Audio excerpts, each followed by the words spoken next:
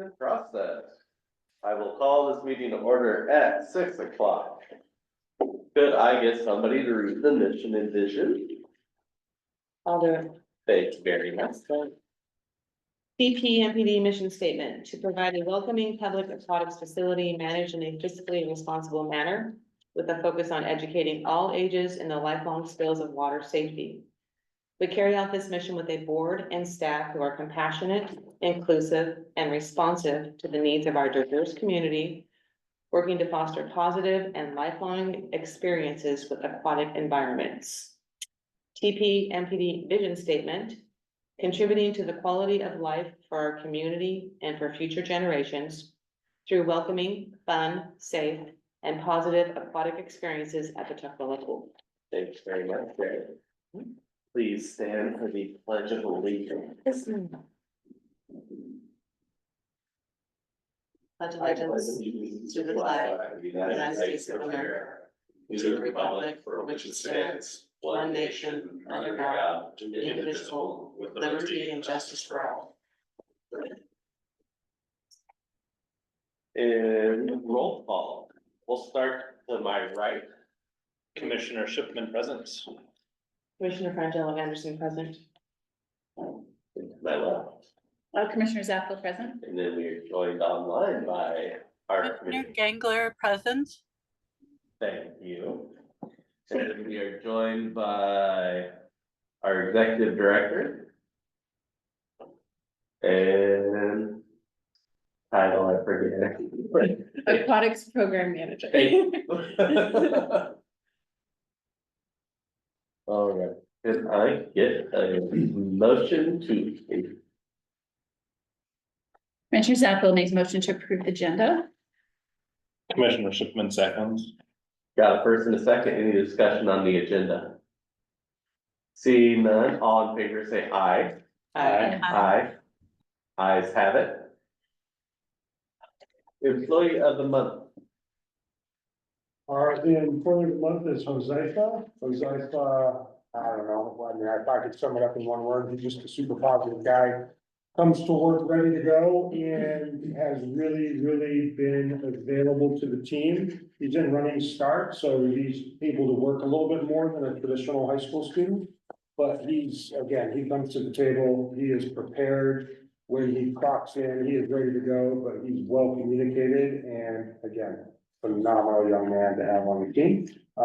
And so we really do appreciate his ability to support his peers, but also the operation as a whole. So Joseph is great. Great to hear. Thank you. And we will move to citizen comments. What, does any citizen? You have anything? Can I take my 4 minutes of time for the report? Absolutely. That's. Sorry. No, that's fine. I actually All have, right, let's go for it. Okay, I actually have an additional one oh, okay. that we can, if people would like comment on these ones. I have no comments on these. I think they're great. That was so great to see. So I have one comment that came into me. And it was from a former employee, we might know as Michelle Simpson. She wanted to extend her congratulations to Brad being the new executive director for our pool. And she said she was doing a fantastic job, as you know he will, and she wanted to make sure, just let me get this right. Say hi to y'all. And she was gonna come this evening, but Maddie's got something going on this evening, so she was otherwise engaged, but she said, please, you know, she misses everyone and loves everyone.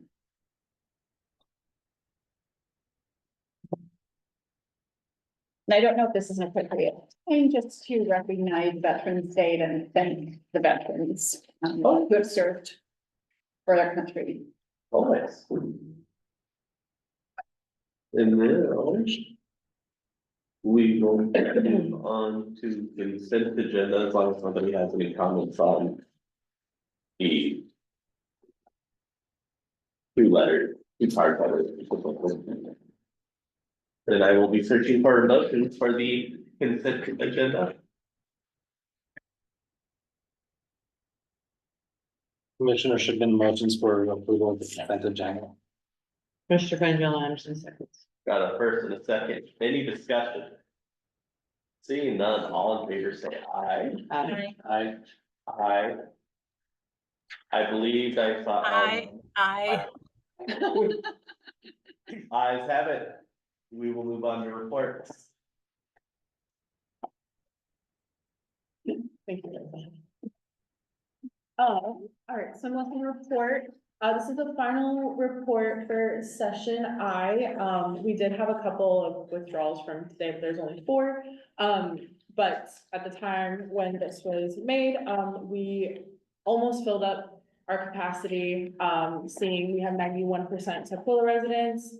Unfortunately, I still can't break out the cities. It's a little bit more confusing than Amelia was, so still working on figuring that out.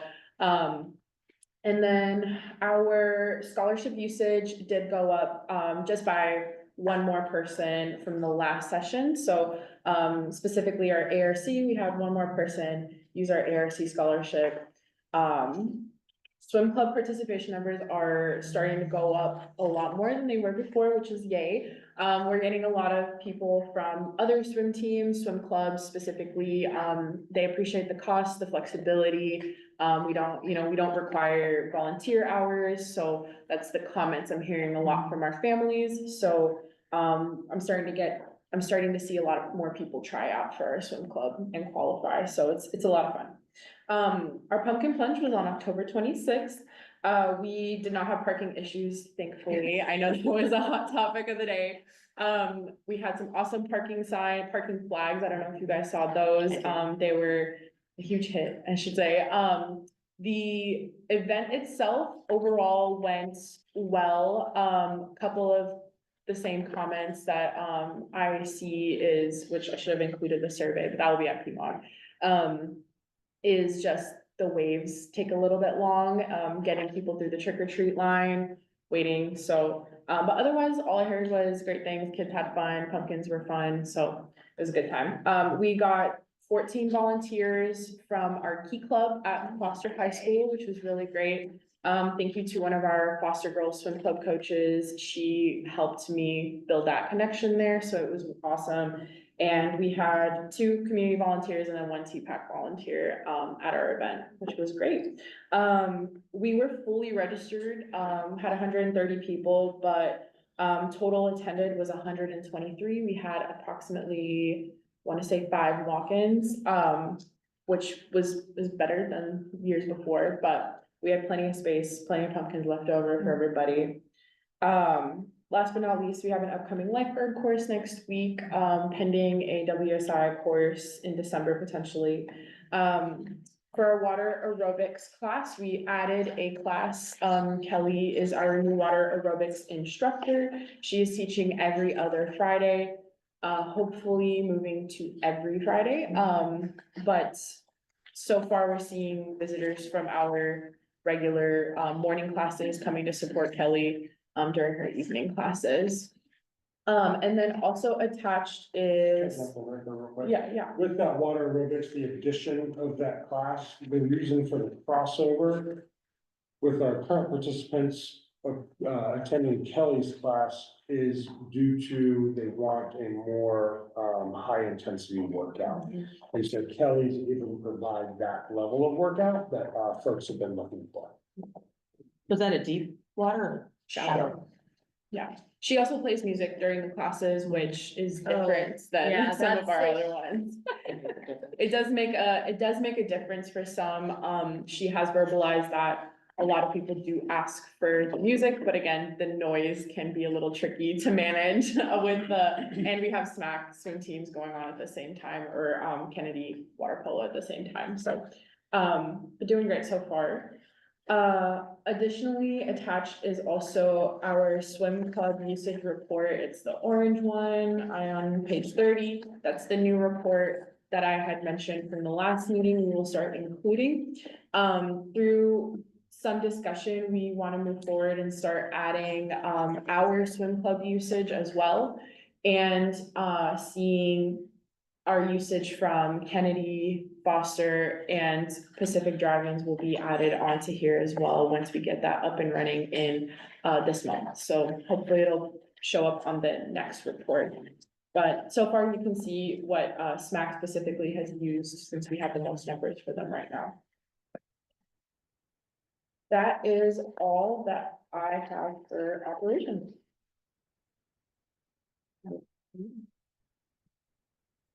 So my question, sorry, can I just jump in? The question I had was regarding, that swim club usage, so. It seems low to me for the number, how many lanes, is it full 6 lanes? Yes, full 6. And so I know you'd, or maybe Brad had articulated before that you're gonna use this data to make better and higher usage of the facility. Is that the idea going Mhm. forward? Okay. Yes. Yeah, we wanna assess, our usage versus other clubs' usage. And again, this is not specific to SMAC, but they are a commercial renter, a large renter from us. You currently renting 6 lanes, sometimes underutilized based on the numbers. So that data will help us drive our decisions and, see where our priorities are. Is it our swim lessons, or where else are we moving to? Yeah, because I mean, when I reviewed this, I saw there was a few weeks where they rented lanes and there was 0. Yeah. And that, is unfortunate when there's such a, need for water is what I Exactly. understand. So, okay, good to know. And the good news, that conversation's already started, just so everyone's aware. Anastasia did a great job. She has already communicated with SMAC that this is something that we are tracking. So that way they are fully aware, that their usage, whether it increase or decrease, we are looking forward, from a programmatic standpoint, to understand where we then need the benefit to increase our program offerings. And so, that communication has begun. I have a question, and I don't know if it's possible, but looking at this table on page 30, I'm wondering if, so I'm looking at Monday, number 1, which I guess is I don't know if that's a first day or what that means. And if you go down to 10/7, it says 8. I'm guessing that's 8 participants came and swam for SMAC on that day. Is that correct? Yes. Okay, so what I'm curious about is if you could actually take that column of 1-Monday and split it, and then actually next to the 8, either to the left or right, whatever, it doesn't matter, write down how many lanes they took. Because I'm guessing that SMAC already has rented a certain number of lanes. So even on the Wednesday, 3-Wednesday, the 16th, where 0 people showed up, I'm guessing they rented a number of lanes. And it would be interesting to kind of see. I mean, you might already know that information, but I don't. And I'd be curious, okay, how many lanes did they have rented and they had 0 participants? Or how many lanes did they rent and they had 8 participants? And is there any way, and I'm sure you track that, I'm sure you already have that information, but it'd be good to have it, in my opinion, on this sheet as well, so we can kind of also see that, if it's possible. Good feedback. Thank you. Yeah.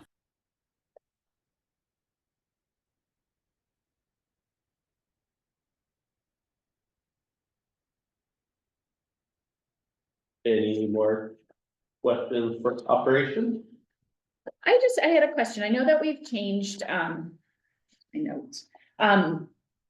I know that we're adding water aerobics into the, passes, just general. Have we communicated that at all to our patrons, or has we received any feedback, or? It's loosely been communicated as people are renewing passes. Okay. And it is positive feedback because it's less confusing in terms of what they're supposed to purchase, because I think it supports one of the reasons why we wanted to change is depending on who's at the desk, the level of training and the morning staff not paying attention to details and constantly selling the wrong pass. Then they look at their receipt and they go, wait, So a month ago, I was charged for an exercise pass, and then this month I'm being charged for a 10-punch senior. Like, what changed? What's the difference? So people are appreciative that it's super clear. I'm paying for a 10-punch pass. I'm either getting a senior rate, an adult rate, or a youth rate, and it encompasses the programs I choose to participate in outside of swim programs and registration-based programs. So super positive for the limited few that are starting to understand. Notices will go out, next week. So they get a month and a half, and we'll do the same thing we did in the past, where folks can preload or pre-purchase, at the 2024 rates prior to the 2025 rates going on.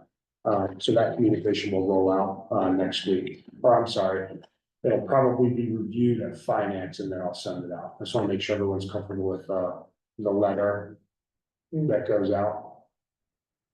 Unless it doesn't, Don't think it needs to go, I mean, we already approved the rates, so we're good. so yeah, Perfect. So it'll go out. you follow the format that we did before, it should be fine. I Okay. don't think it needs to wait, I think the sooner the better. I'm good with that.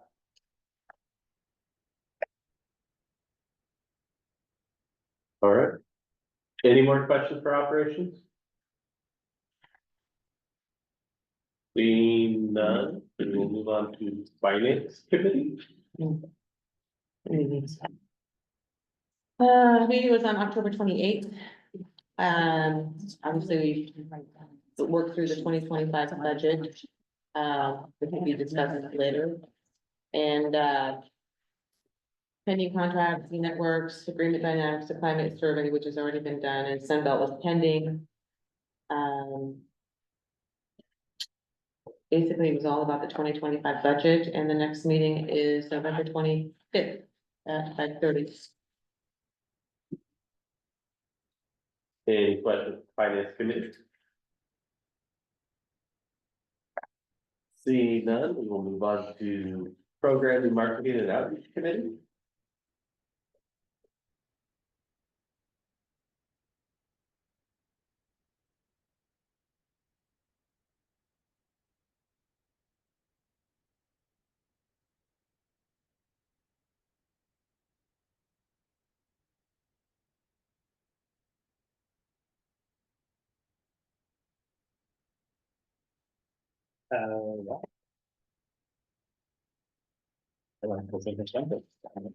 If please, Yeah. give me that.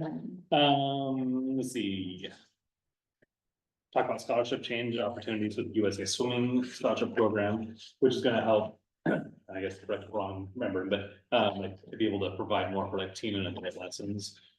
For future, kind of dividing it, how we have that stuff set up. And then Anastasia would like to start up an after-school swim team prep program for middle school students to come up. To get into high school swimming, to kind of build that up a little better. And then review the swim lesson revamp that Anastasia gave a good presentation on. And preparations for pumpkin plunge, which is successful, and discussion of upcoming tripod brochure. Next meeting is November 16th. Is that, no, that's not right. That's Saturday. That's this Saturday, Yeah. yes. Oh, it's like, everybody's like, no, no, it is, yeah, No, this it's- weekend. Okay, so anyways, we'll see who wants to come up this weekend, November 16th. Down at the Will Community Center. Not surprised by that.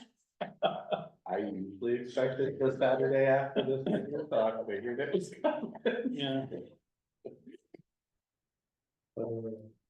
TPAC. Yeah, TPAC had a meeting on same day as, it's Pillock on the 19th of October. It's always great to get the feedback. They had a great review of the budget. I know Dave was at that meeting too, and, brought up some questions, for example, about the RFA, which we followed up with the RFA authority, and no, government entities are exempt from that fee. So that was good news for our budget. And yeah, so it's a good meeting. The next meeting is this Saturday on the 16th. One thing that we have received information we need to follow, we'll be following up with TPAC and probably the Piedmont too, is that the community center is not available for the December meeting. And so Brad will communicate some options for that at that time. Just a heads up on that. That's it for TPAC. Thank you for our TPAC volunteers. We do have 2 people that are coming up. I've got to remember who it is, but it's quick. And so, anyway, we will be reaching out to TPAC members to see if they would like to continue. And if so, as normal, they will be, on the December agenda for ratification appointment. Okay. Any questions regarding TPAC? Then we will move on to feasibility study steering committee. Yeah. So, we focused a lot on, getting the presentation at our October meeting. Getting the presentation ready for our 3 committees that it's going to, or sorry, the Parks Commission at the city, which is on Wednesday. And anyway, it's at 5:30 at the community center in the executive boardroom, which was the old senior center, if you know, some of us would remember. So that's 5:30 on Wednesday. Di is actually coming to that. Bless her heart. So, then, oh yeah, so it's just Sharon. Okay, Or is it all 3? All 3. okay, I thought it was 2, 3. Sharon, Victor, and Shrema. Shrema. Okay, I had it on my list of things.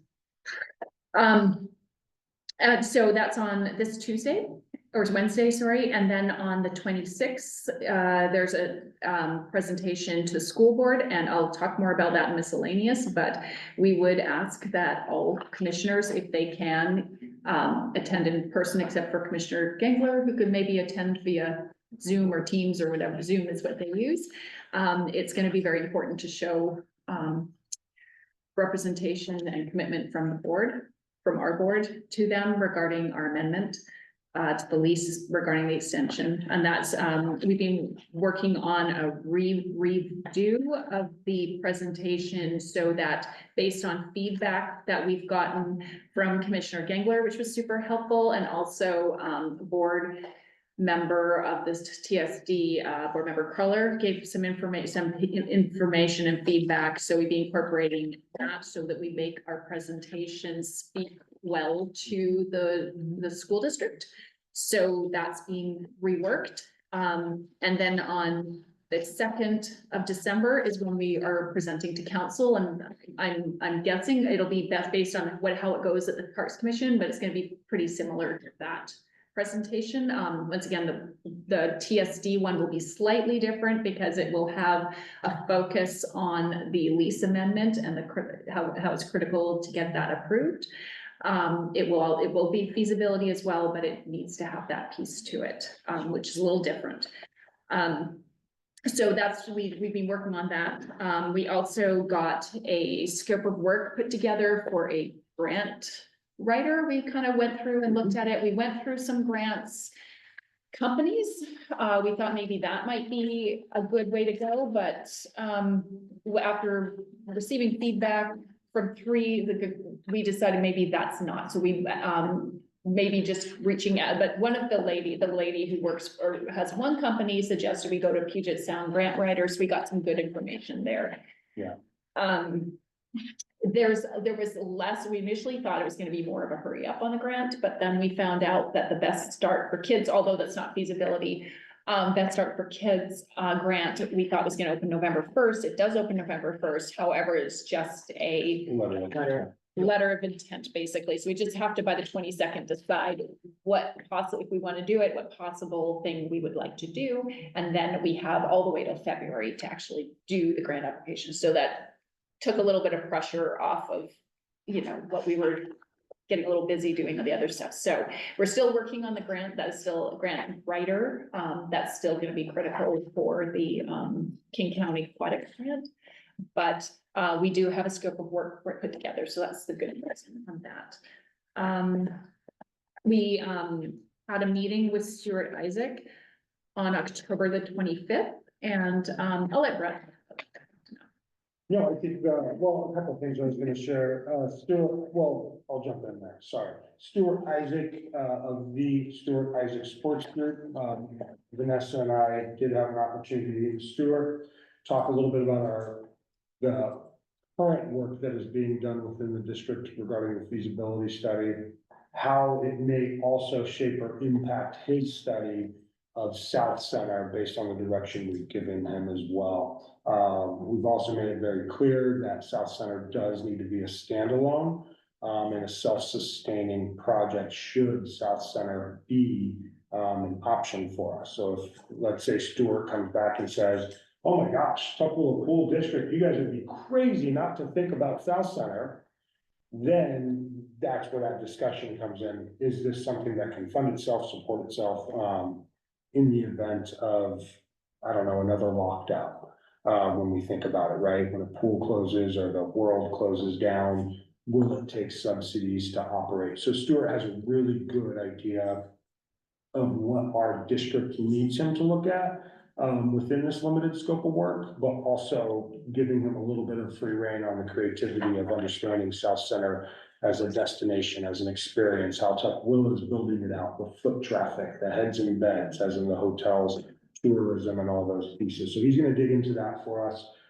He should be reaching out to us this week to give us kind of more of a narrow scope of work that we can then discuss and then hopefully put him to work.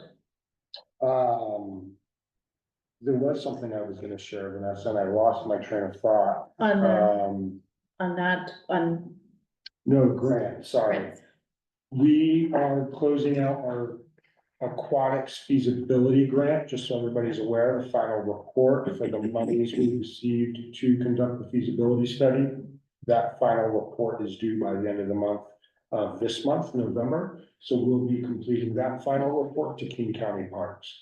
Just so, and we'll report that out at our December board meeting. And so we'll discuss that in a future meeting for feasibility. And then what else did we do? I think that's, I feel like there's been a lot in multiple areas. Review grant, review That's all I options, had. yeah.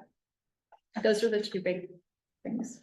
I thought, Brad, I really thought that in the operations report, the information that came from King County regarding the grant application that we made was very helpful. And hopefully all that information, because it looks like we did not receive that grant. Is that correct? Yes. But they did give us some good feedback, so that information can be fed to whoever we're gonna have do grant writing so that we can score bigger. I was kind of surprised that we scored so low on the equity portion, I think it was called. Yeah, that was interesting. So, you know, but good that we got the feedback so we can improve next time. Absolutely. That was helpful and I was happy they sent that out. Yeah.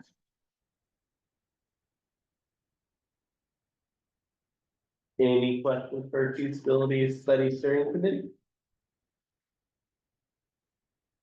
Seeing none, we will move on to business items. Andrew, can I just say one quick thing? Yeah. Just for the record, that we're not doing the tax levy, resolutions as we do typically in November. We're going to be doing a special meeting for it due to the fact that the levy, sorry, I should let Jerry say that. The levy estimates are a little later coming out to the valuations, so we're gonna have to do a special meeting. So that's why the levy's not on this agenda. Sounds good. So commissioners, be sure to keep an eye out for a special meeting later this month. It does have to get filed by November 30th. And Jerry's being great reaching out to King County and getting information. Thank you very much, Sherry. All right, so first, let's do the policy 520 procurement update.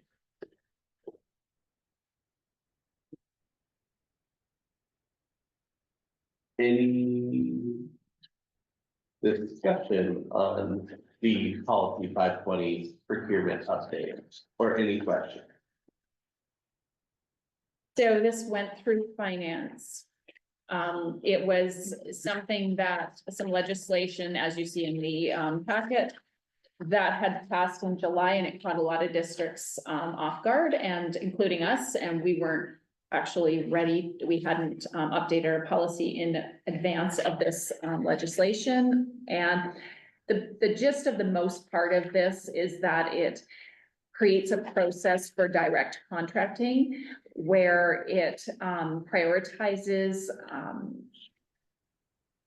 small and women and minority contractors. So there's a process, you'll see it in the procurement, it's all gone through Brian Snur, and he wrote it for us.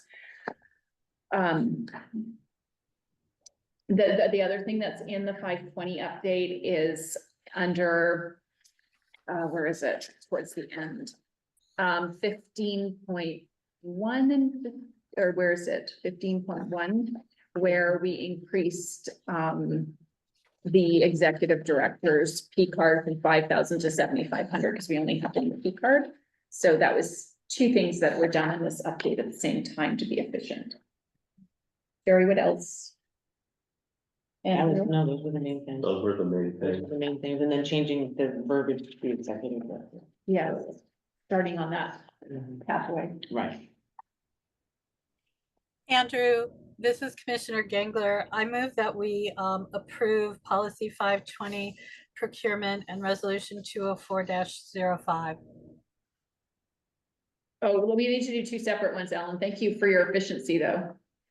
That's really unfortunate. It would be very much better if could be efficient. In that case, I changed my motion that I move that we approve policy 520 procurement. Commissioner Frangella Anderson seconds. Got a first and a second. Any more discussion on policy 520? Seeing none, all in favor say aye. Hi. Aye. Aye. Ayes have it. Now we will be moving on to the MRSC resolution 2024-05. And just for info, this goes in conjunction with the updates to 520. And it will repeal our previous MRSC resolution and replace it with our new intent because MRSC is now an official state vendor. So that's the language for that. And I will always forget. To read by title. Yes. So Andrew, I make a motion that we approve whatever. That we we approve. read by title only. Right, that we read by title only, and then we approve it, but let's go ahead and read by title only. Thank you very much. Do I need a second for that? Correct. And I do. Commissioner Frangella Anderson seconds. Thank you. All right, and that's where I just. read this Yes, part. just the part in bold. Okay. MRSC roster, small public works consultant and vendor roster. Vendor rosters resolution, a resolution of the Board of Commissioners of the Willow Pool Metropolitan Park District, TP and PD, on the subjects of establishing a small public works roster process to award public works contracts, a consulting service roster for architectural, engineering, and other professional services, and a vendor roster for goods and services not related to public works contracts. Sorry, did we vote on that though? Before you started reading? Oh, Did we vote? I thought we did, didn't we? No, No. we didn't. Okay. my bad. That's okay. We can, There needs to be discussion too. yeah, we can vote, Okay, or we need discussion first. oh yeah, because we need to vote on reading it by Yeah, but title only. only, yes. Sorry. All in favor by reading by title only, say aye. Aye. Aye. Aye, ayes have it. Now do I have to read, Discussion. any discussion on reading by title only? Being none, Refer to what you just read. refer to what I just read, and now. Looking for A motion. Here you go, Ellen. What you been waiting for? Motion to to approve resolution, MRSC resolution 2024-05. I need a second. Commissioner Frangella Anderson seconds. Thank you, got a first and a second, all in favor. Discussion. Oh, Wait, discussion. Discussion. Alan's trying to make you too efficient. Seeing no discussion, all in favor of approving MRSC resolution 2024-05, say aye. I, Aye, have it. We can get in there. You don't need. Oh, not for public hearings. All right, now we will be moving on to the district clerk job description.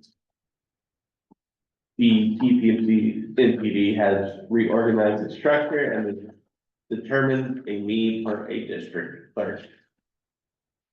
Do I need to read the whole background? No, I think people have it. Brad and I worked together on this, got input from board members, incorporated the input into the proposed job description. Hey, Brad, what else? No, I have to say, Vanessa, thank you, because you put a lot of time in on this. I put a reason. As well. I know, absolutely, and I just need to say thank you, because again, I haven't spent the amount of time Vanessa has on this, and so with all the changes going on, that support in the background, so, It I was. have no additional discussion, I think we're all familiar with it. Yep, so one of the big things that Brad and I did talk about is what his vision was for this position. What pieces, and one thing he noted was the finance to stay with the bookkeeper and the executive director, so not within this clerk position. So that was really important input, and to make sure that this reflected what Brad's, as executive director, what he would like this position to see and work in the workings of how he's seen the, previous district administrators, which roles would be more appropriate there. So, so it was a collaborative event. I provided a lot of the legwork, but Brad was the one who gave the direction. And it was a hard comp. I'm just gonna say, finding comps because typically they're from bigger organizations, a lot of cities that have dedicated clerks. But we didn't need just a clerk, we needed a public records officer too, because it's a small district. So we tried to find some comps and those are presented in the memo. It will be interesting to see what recruitment looks like due to, We're actually pretty, sorry, not to cut you off, go ahead. just whenever I see clerk in the position title, I think of a more entry level type position, but. So Brad, we actually share where the few places that we're Well, gonna. yeah, I think, and that's why, when you made the comment, it would be interesting to see what recruitment looks like, we've kind of started digging into that, and I don't know the name off the top of my head, but there's a few agencies within Washington, government, with our Clerks Association, Washington, I think it's Washington. Municipal Clerks Association, that Right. we're already members of too. Yeah, there's a few areas that Washington. we feel we can distribute this. The public records officer, WAPRO also we're a member of 2 clerk ones and 1 public records officer that we can distribute in addition Yeah, to. and they distribute, which is what caught our eye, and they were already distributing for help or making folks aware of opportunities elsewhere, especially during the elections, anyone looking for part-time work, so on and so forth. So what we like about this job and this job description and the recruitment process, I think the part that sticks out to me is anyone that's potentially looking to maybe not take on less in the sense of, oh my gosh, I hate my job. It's more someone that's looking for some flexibility, may want to move from a full-time position to a part-time position with a smaller district as opposed to a larger district. Folks that may be stay-at-home parents looking to re-enter the workforce with these skill sets, things like that, without overwhelming themselves as a part-time clerk. So I think there's a lot of positives here that may support us in the recruitment. But I'm gonna leave my words there. I know, so it's getting posted tomorrow, right, Brad? That is the goal. If it gets approved today. Yeah, I'm sorry. Really? Oh, we're gonna have a long meeting if it's not. No, Andrew's gonna take on the clerk position. Yeah. No, it's great to get some feedback and hopefully it got incorporated in the manners that was intended, so. So, anybody have any other questions regarding the district clerk position? How does everybody feel about the hours allotted for it per week? Yeah, Brad, so we've had a conversation about that. Seems to be reasonable. It doesn't, seems to be, for just these duties. Just removing certain aspects of, not removing, reallocating where some of the adopted responsibilities once were over our last 5 years from my tenure. I think redistributing the workload in the appropriate areas allows this position to be a part-time position. I think that's the biggest piece is we have staff in the building that have the bandwidth and already have responsibility in our bookkeeping and our finance side, along with an executive director. I feel like this 28 hours is sufficient. We were operating on 28 hours, 2019, 2021, and we were doing well. Our feasibility study and some additional work crept up. We started growing and some of the expectations were changing, but again, our current structure, I think, allows us to absorb that work responsibly with the individuals in certain roles. And I think to answer what Erin was kind of alluding to was our district bookkeeper was always well below budget because the district administrator job had incorporated duties that were originally bookkeeper that went with them to district administrator. So now it's going to be put back. So we're going to be within budget. It was always budgeted at, Jared, help me, how many hours? 22 Like hours. 22 hours, but it was always well below it. So bringing bookkeeper up to where the budget should be for that. Not that, but I think it was 18 hours, Yeah. but they were working only like 12. The average, yeah. Yeah. So just like Rob was saying, reallocating it back to where it makes sense to be. And is that process already happened, I'm presuming? Yes. And the bookkeeper's fine with all that? Yeah, the training needs to increase, cross-training will start to take place on a more robust schedule as of January 1, but our current bookkeeper has made us aware the bandwidth is there, the availability to work the additional hours are there, and is actually excited for it. The new challenges in taking on some of these financial pieces that she has a little bit of a hand in, but really hasn't been able to own as our bookkeeper. But knows the processes. The processes were well set up.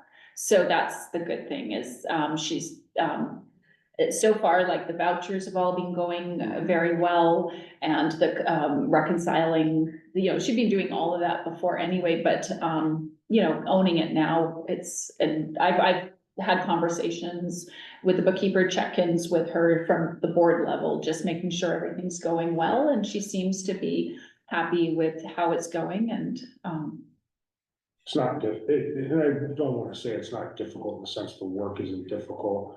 I think our current bookkeeper understands the department, for a lack of a better description, the department that she supports. And a lot of the work that we're asking of our bookkeeper, even with the board packet, that's all the financially related pieces, 90% of it, and I say that is our QuickBooks software, right? So as long as things get inputted, spending, bills get paid, vouchers go out, reconciliation takes place, QuickBooks is our brain for a lot of what we report out, and including what we provide in our board packets.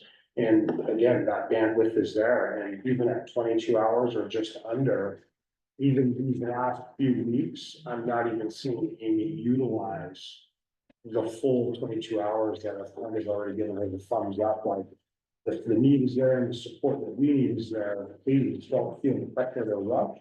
And so there's still. so that's what you were saying, like, how are we gonna be able to do it on 28 hours? So it's a shifting of responsibilities in an appropriate way. But you guys feel comfortable with that? I mean, I guess mostly the director feels comfortable with it. Yeah, I think so. So I have a question. From my understanding, the clerk would facilitate meetings, but they wouldn't necessarily originate content. So I'm thinking like for feasibility study. So the clerk would, you know, like create the package for feasibility study meetings or for PMOC or for whatever, you know, TPAC, whatever it is. But they would not be responsible for coming up with content. Is that correct? Correct. Okay, and if it turns up to be like a challenge, which hopefully it won't, hopefully we'll be able to find somebody who's awesome right away. But you could possibly, I'm thinking, branch out like the public records request thing off to a subcontractor if need be. So there's Yeah. parts of this that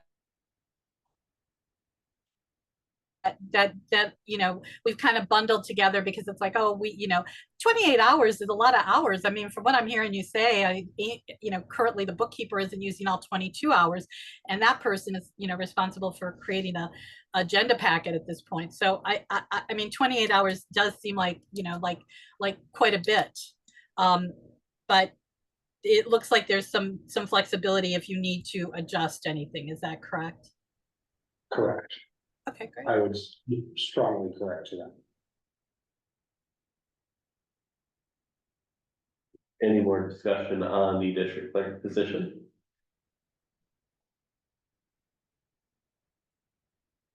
Being No. no, you have a motion to approve the district clerk position? Really, we need a motion to approve it? Yeah, because Like, it's a policy. going in It the goes into handbook? the, yeah.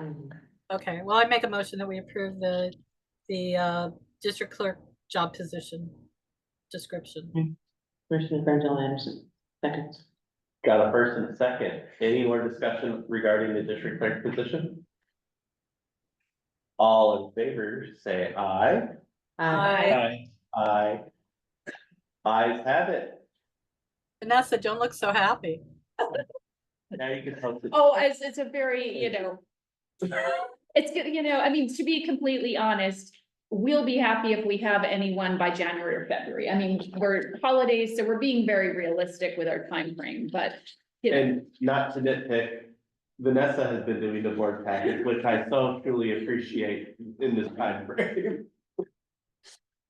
Vanessa, there's still some formatting issues with the district hey, job description. It won't be your problem, hopefully, the next month.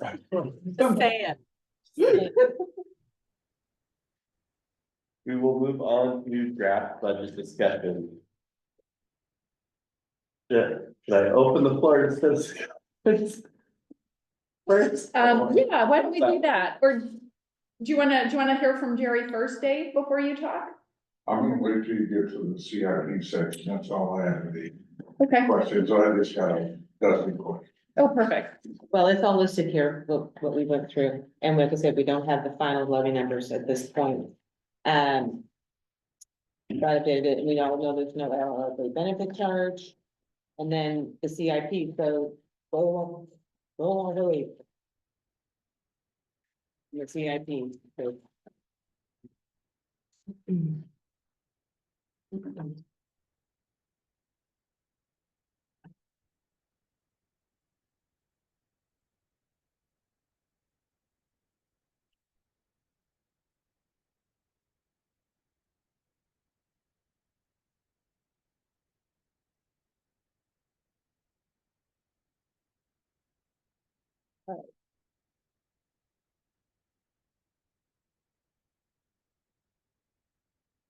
Dave, were you talking about the, like, the life cycle replacement section? Okay, Lots of things. yeah.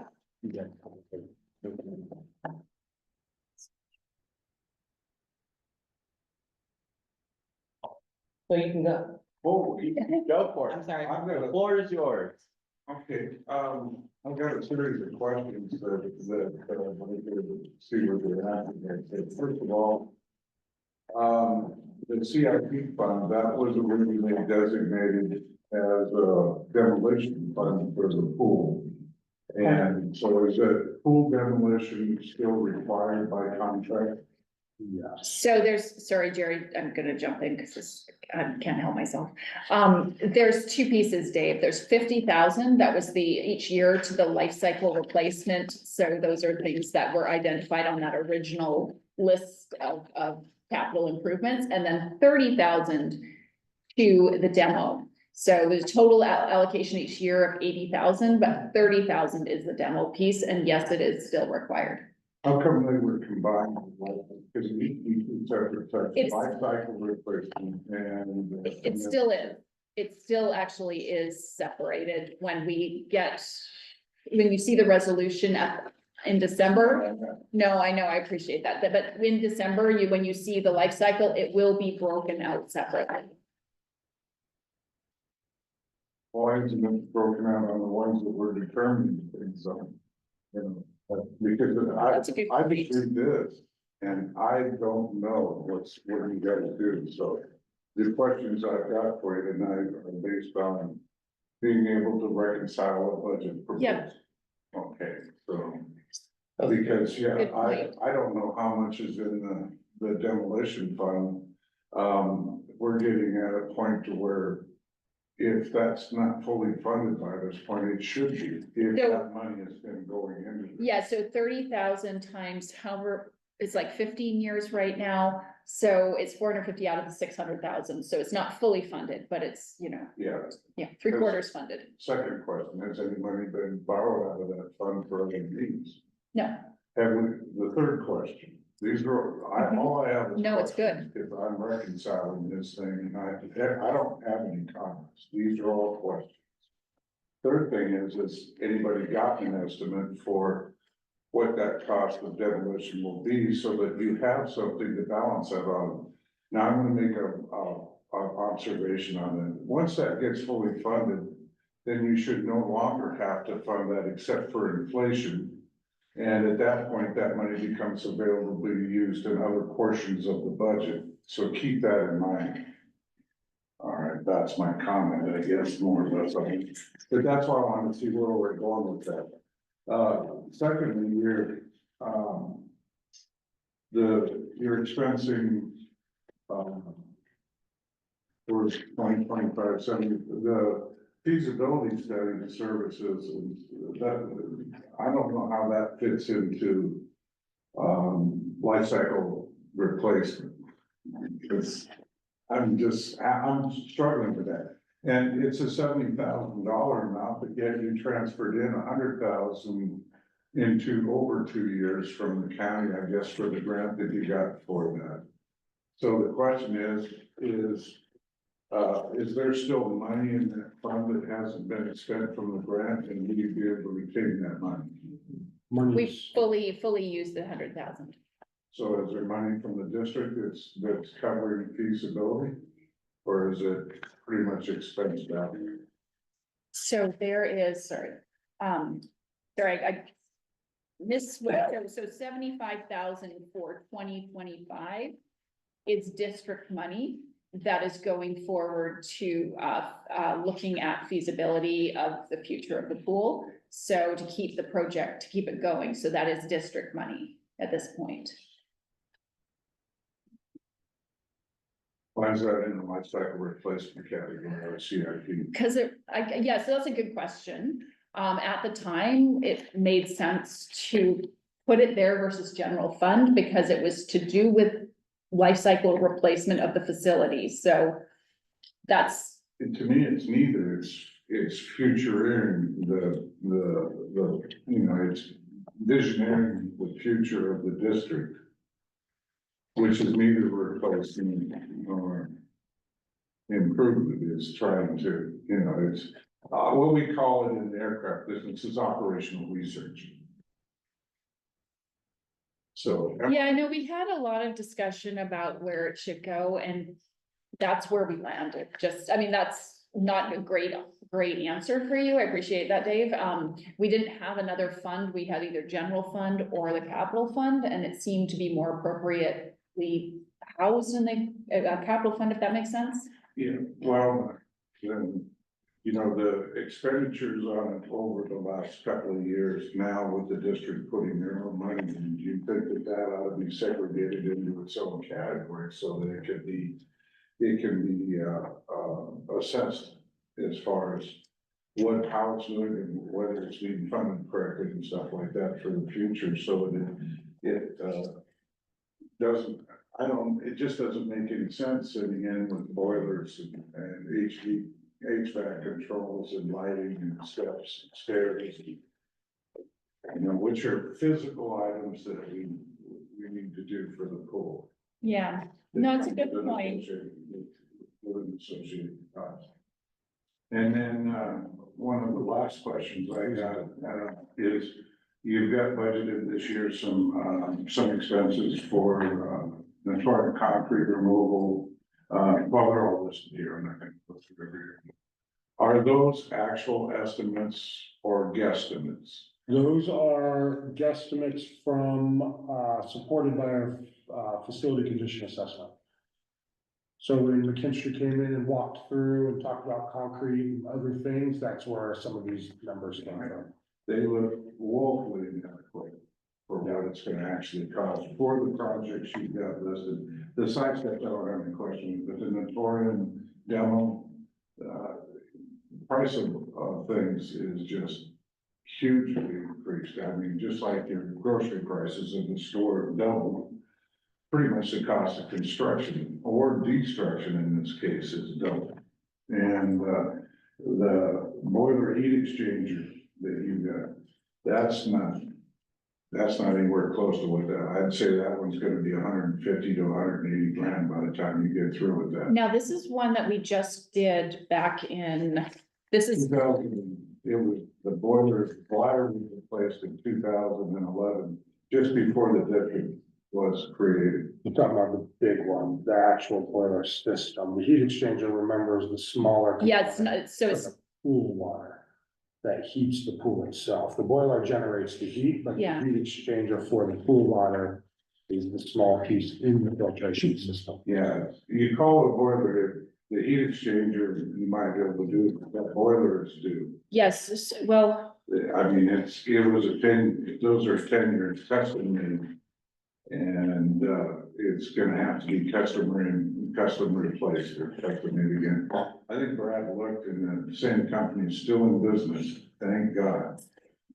so just to answer that, so that heat exchanger we did replace in the, it doesn't show it in this budget and I'm trying to remember back. So, sorry? No, just a couple of years ago. Yeah, it was, I can't remember, but so this number is not out of line compared to what we paid not that long ago, so. The heat exchangers, Yeah. that would be correct. but Okay, not- all right. But not the boiler. No, And absolutely. the water bladder in the boilers is, subject to corrosion and heat. And it's gonna start leaking, it's coming up. And, it has a 10-year life cycle after I looked at it. I don't see it listed in here. At this point separately. It sounds like some labeling in the future is what I'm Well, considering a lot of, like boiler, hot water heater, boiler, heat exchanger, boiler. I think there needs to be some rework on how we call, what we call Yeah. items. I think It's definitely- also, It's definitely, boiler is Yeah. a boiler, that's what creates the hot water. Yeah, The heat exchanger is the heat exchanger, it's like a heater core in your car. and I think And domestic hot water is just called domestic hot water. what Dave also said that in the future, when we do bring these budgets forward, is to have the life cycle replacement plan with it also. Yeah, just included in the packet so that it becomes very easy to reference. So, It's been talked about before. yeah, sorry about that. I didn't think to put that in. Did you have an annual, did you have an annual inspection on the wood? To look at coating, the rubberized. Yeah, I had a walkthrough to do a repair. They walked the whole roof and our roof is in great shape. And I'm impressed, because that was 10 years ago. And, well, yeah, it was 10 years ago. It was Valentine. under the ground. Valentine roofing gave. It's What's that? Valentine Roofing came out to assess the repair I wanted. Did they actually do the repair? No, we're holding. He said it's not necessary based on the amount of the tear and it's not causing any lift. But we are holding. Are they now doing commercial storage? He came up and walked the whole roof for me. No, that's good, but the life expectancy, was a fairly good concept back in the day. It's 30 to 40 years is what this is supposed to Yeah, be. they can go 40 years Yeah. reasonably well with regular maintenance and care. So we got that ended up being a good decision to do back in the day. But Yeah, we have, yeah, it just takes an annual inspection and taking care of the little things before they become major things, so a little bit of money along the way. So that's all I had there. Now it looks like, side steps and platform. so that's the slide steps. Oh, slide steps, okay. I know. I was gonna say, I don't think the side steps. The slide. Now, the natatorium, does that cost that is that also with replacement bleachers that are gonna attach to the exterior wall inside? No, so that line item, the natatorium concrete removal or repair, it's gonna be the repair piece. I wanna repair or have some concrete repaired while they're out. If we could get them in the building, I want them to quote us the demo of all the bleacher. That would be a separate project, but right now it's the exposed rebar, it's the concrete that's shifting, just essentially specific areas, which is what this budget would, support. So it'd be the repair piece, not the demo piece. Which is why I made the comment, I think that we need to re-envision how we label this, Yeah. project specific, try not to lump it all in one category. And I think the projects need to be kind of granular, we have to break them out. Yeah, that's one of my questions. Thank you very much. Thanks, Dave.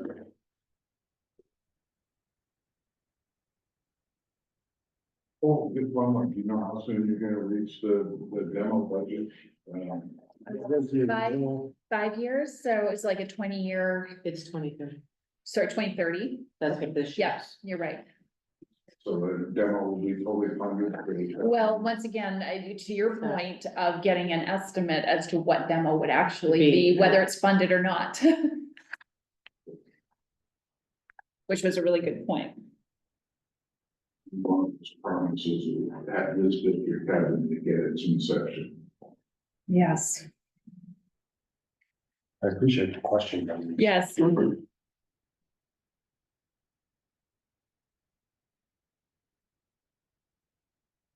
But I don't have anything to add on the draft budget discussion. Oh, good job, guys.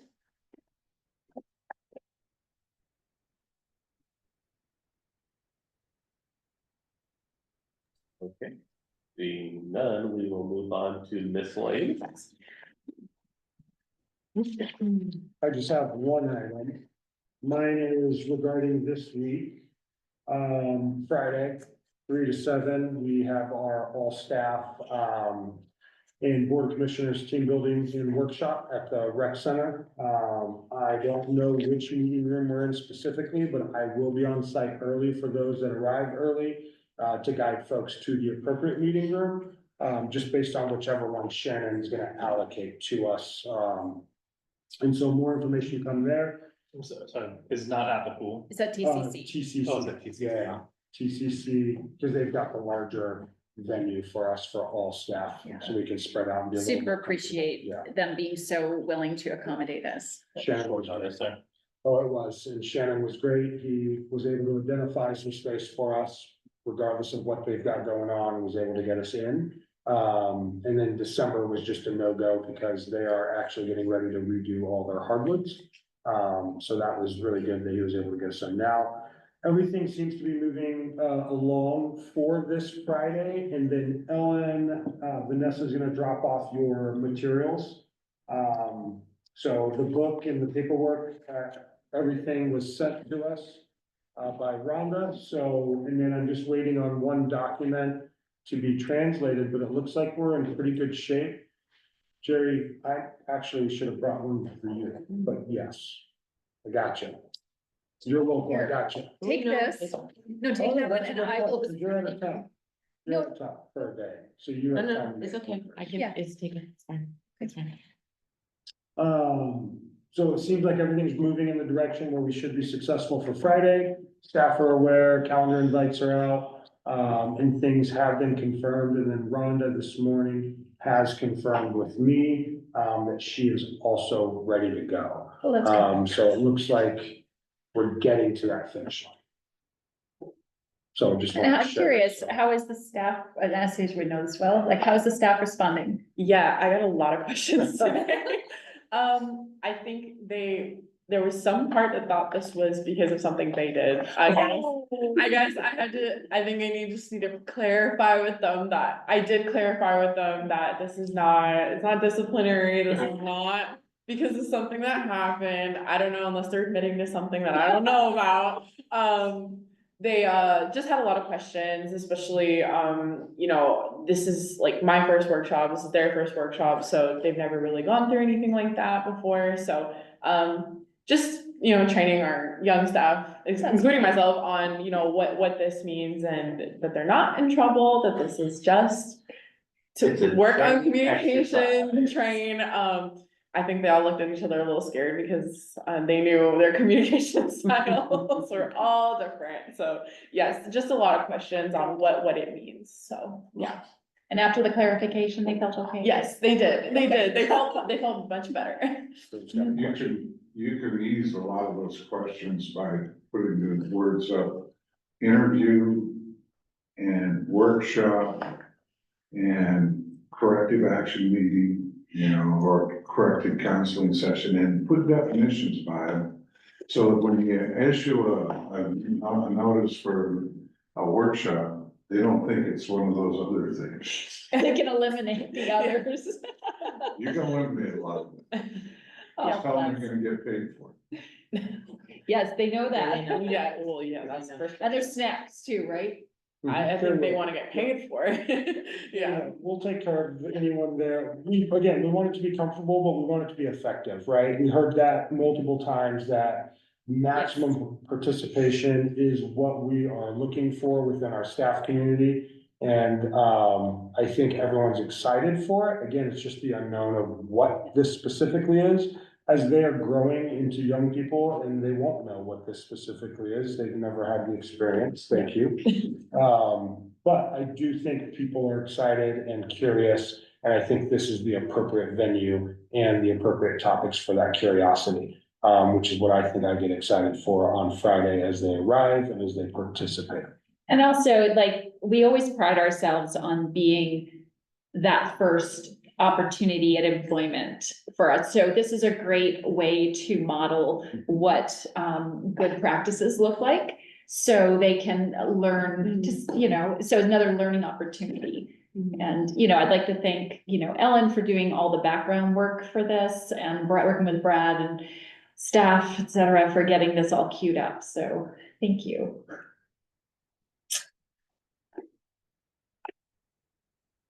I have two things, but I'll wait for other people. I just have a quick, maybe an update with you, if there was any, or if anybody else wants to say anything about it, with schools' involvement for spirit giving. We have made a request to reach out for Spirit of Giving based on our discussion. And I will update as soon as I get more details and information for Spirit of Giving.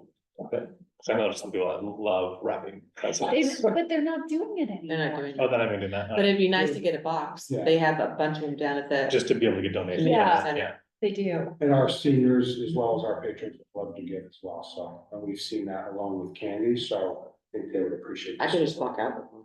Yes, exactly. It's just for the it's next gonna go to a good use, don't worry about it. class next time. Let's just like shuffle out.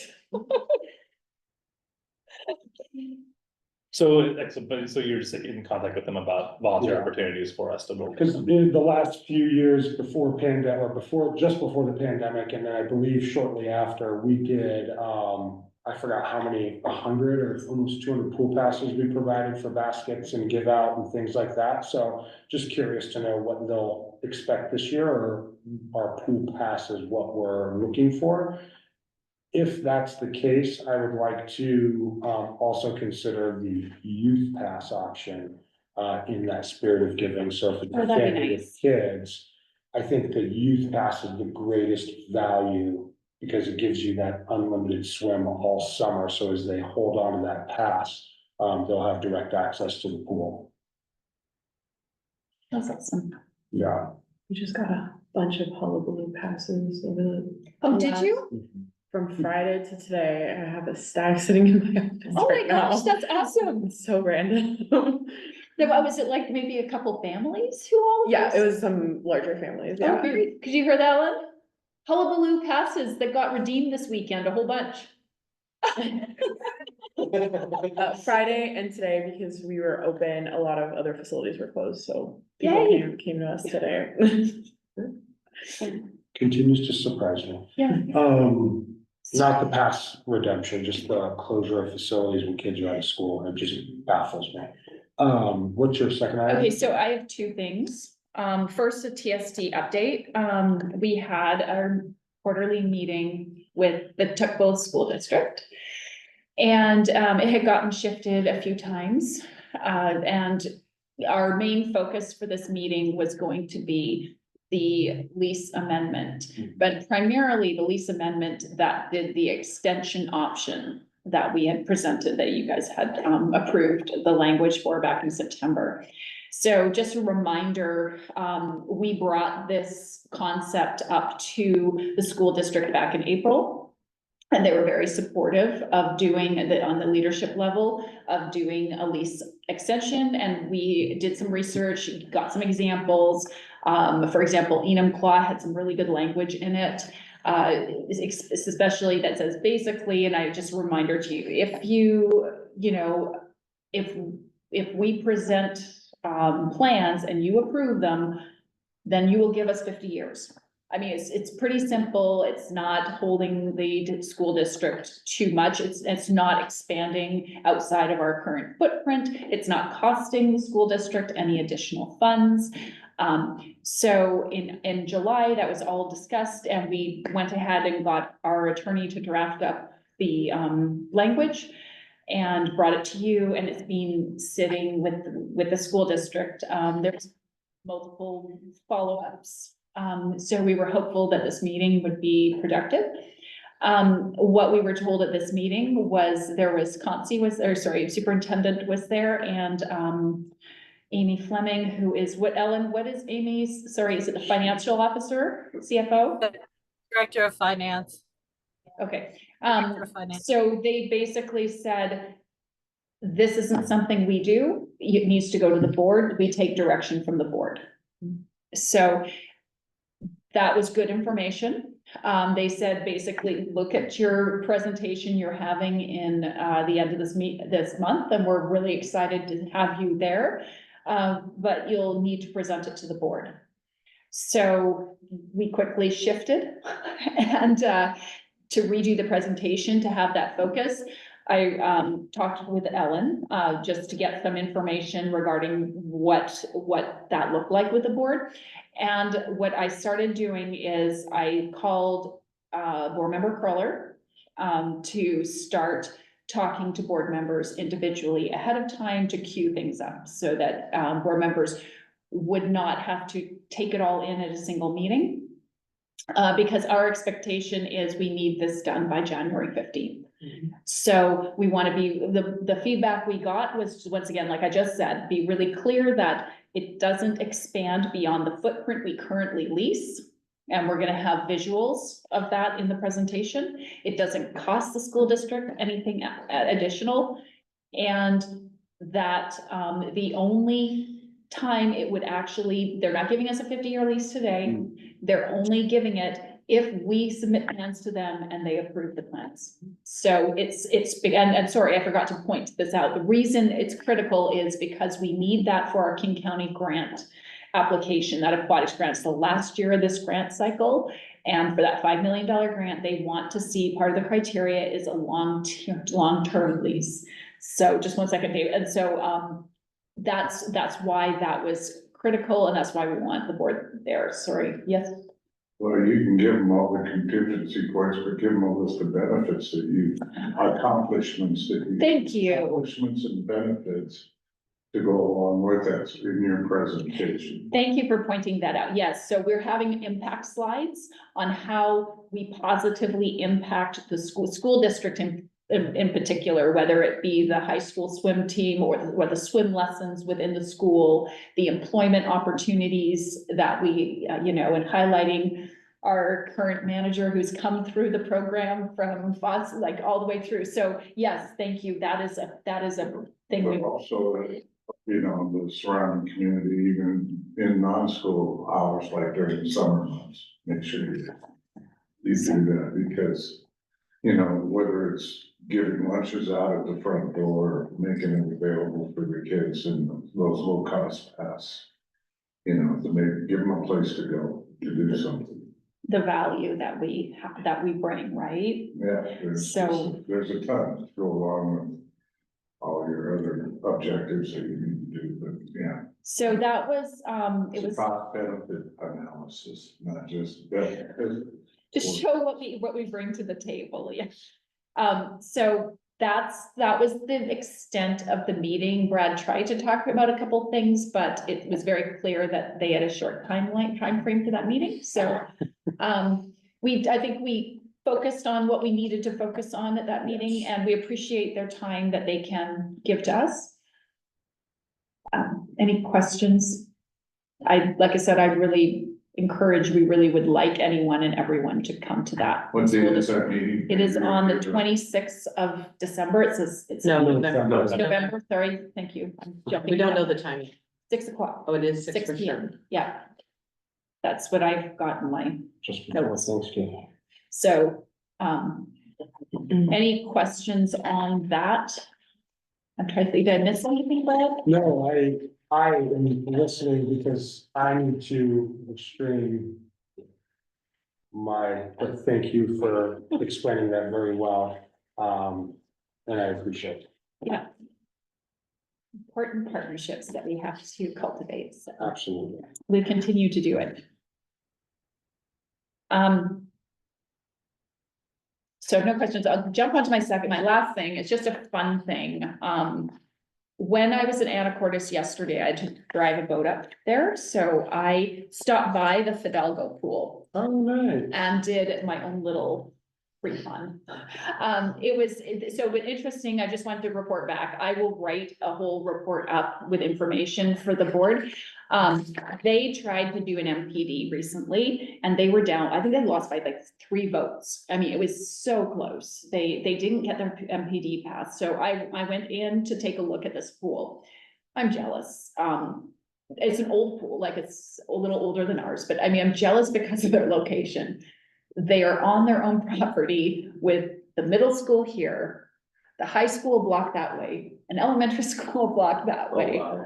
And on their own property with 60 parking spots in the front, 75 parking spots on the back. And, it's just, so I love that. It was an interesting walkthrough. It was, and I'll share with really quickly, it was an interesting layout. It was something that Brad has talked a lot about. So there's 6 lanes one way so I should just give a highlight. So they have a swim team, their local swim team, as well as their high school swim team. They just started third grade lessons in all 3 elementary schools, and the school district is transporting the kids there. And so that's it's Anacortes, right? It's Anacortes. So I'm just saying that's brand new to them this year. They didn't have, because they want to do a renovation, actually a tear down. So I've been following that, and it was contingent on this MPD creation. So they're gonna go again. It sounds like So it was a very community feeling pool. It was, if there were those who've been at Port Angeles, it was in some ways very similar to that feel. I was there on a Sunday at 1:30. There was about 50 people in the pool swimming. 8 people, they got a fitness room. There's about 8 to 10 people in that fitness room. What else are the notes? Older facility, definitely, the colors, the picture, everything is dated, but it was clean. They had pool noodle, the kids were using the swim boats like what we have. Their executive director is just leaving this week. But their operations director and their aquatics director, because they have the fitness piece too, have been there for a few years. What I really liked about it was a viewing area. It reminded me of I took me right back where you've got the viewing area above and storage, or I think they use it for assembly areas below for swim meets and stuff, but that great viewing for like a platform, the high ceilings, being able to use that. Just really quickly, it's gonna be hard for me to describe it. So 6 lanes, typical 6 by 25 going this way. And then if you can imagine it being a T, and then you could run it the other way, 6 by 25 this way, so it looks like a T. And in that other section is a 13-foot dive well. So it was a great multi-use. There was quite a spiral slide with a platform going into the one area. I've got pictures I'll send. Not great, because I was trying to be discreet, taking pictures from the viewing area. Anyway, it was good. It was interesting. They do have a nonprofit advisory, and I did know that from before. So what I found great is in the lobby was it was very old school. Like a lot of their stuff was very old school, but it was effective. They had the donation, the old style donation for if you want to donate. There was, just really simple information, but it was a community pool. They're open every day. Seems to be, 50 people in the pool on a Sunday, Is so that their schedule? yes. Yeah, I see that. Which one? Their main schedule? Yeah, I'll give it back to you. Yeah, I mean, they got like babysitter training and aqua pots and that American Red Cross, like CPR classes and stuff, so. And anyway, I'll make copies and send it out, but I just thought it was an interesting comment to just take another look at different pools, just to get an idea of what's working in different places. It's owned by the school district. No, it's not. It's a Parks and Recreation District. So they want to change to be a Metropolitan Park District, so they don't have to go through those. No, they're not city run. It's a Parks and Recreation District. So the negative with that is they have to go back for levies the M&O levies every 6 years. So they have to go back to the voters. That's the difference. That's why they want to be a Metro Parks District. Well, thanks. And there still are quite a few, so it was, the girl I talked to, the front desk girl, Sarah, she was young, but she was very happy to talk. I gave her my card to show that I was not. I actually took my lanyard to make, so I wasn't a random person just wanting to walk through the facility. They had, they had a fitness room with quite an extensive fitness room, probably 30 different machines. They had a, party room. Party room was, it was quite large, 30 by 40. And then they had a yoga room upstairs above the ones over the office area. So lots of multi-purpose kind of rooms, older, but functional. That's awesome. So that's my end of my. And Vanessa, this was a forward thrust pool? This was not a forward thrust pool because it's up in Anacortes. It's not King County. Oh, okay, But it's definitely the same time frame. okay. Cement block and. And just to follow up on Brad's, on the operations report, I believe that the discussion that you had at the very end of the report that talked about I forget which district it was that was going after a levy, that they actually passed it. Oh, it was Bainbridge. It was North Bainbridge. I believe that their levy passed, which is interesting.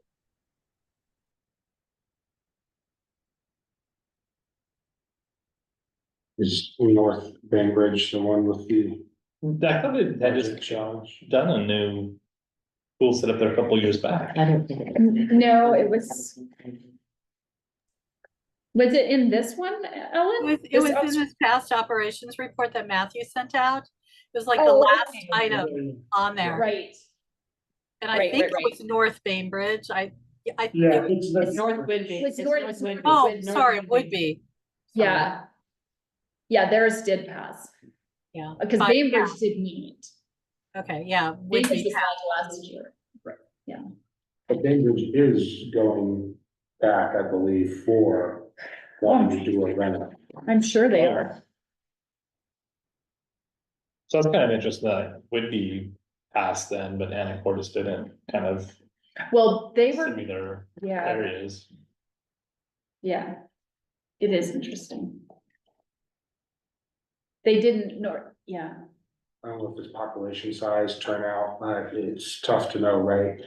I encouraged them, the girl, I said, you know, she was, you know, she seemed to know quite a bit about it. You know, I don't know ages of, you know, seemed it could be a high school student, but maybe not. Anyway, and you know, so I said, if, you know, I'm sure they'll try again because it's worthwhile and there's lots of examples and you can reach out, feel free to reach out to us if you'd like any information. That's great. Forgot which one it was, just for fun, I'll end my Bainbridge. What facility was it that had a $10 million estimation that went wrong? That's the North, Isn't that north? hold on, that was North Whitby. I've got the notes right Is here. that North Whitby the one that just passed? No, the voters passed it, but then they had to pivot because there was a $10 million estimated. South Whitby, it was South Whitby. It was, yeah. And that's where, Brian from CTAC Parks and Rec, he ended up being the executive director there, I'm sure that's the one. They were 27 million, but underestimated by 10 million. That was from Jim from the bond Yes, guy, which is fascinating. which is a problem. That is a big. That's a shortage. How are they gonna deal with that? It sounds like they've got a plan from what we heard from the Bond bond guy. education, who's very well Yeah, versed in this and understands what's taking place, but he said the last he heard, they figured out a plan on how to move forward. And I don't know what that plan is, but I'm sure it won't be hard to find out how with public meetings and agendas and things. Quite a bake sale. What's that? A big sale. A big sale. A car wash. more of these envelopes. I just would like to really thank Dave Pookie for his input. I really appreciated the careful study that he gave of the CIP and the input that he gave. So thank you very much, Dave. Thank Actually, It wasn't careful study, it's been being watched over since 2011. I have one miscellaneous, if I can, I just want to say that I'm grateful that the pool have a page in the rec flyer, Oh, thank you. and it's getting close to being printed. Do you know when it's gonna come out? Mailed? Should be out by Thanksgiving. Oh, that's awesome. Thank you. That's all Okay. Any more miscellaneous? Being none, searching for a motion. Commissioner Shipman motions to adjourn the meeting. Commissioner Frangella Anderson seconds. Got a first and a second, any discussion on adjournment? Seeing none, all in favor of adjournment, say aye. Aye. Ayes have it, we are adjourned at 7:29. Thank you. Thank you, Thank you. everybody. And I'm sure this was discussed at some point from the meeting. This is actually very helpful to have. If Yeah. We could get it, which I mentioned once before. Yeah. So in 2024, we had this much money budgeted For what? the heat exchangers, and it went down to 30 for 2025.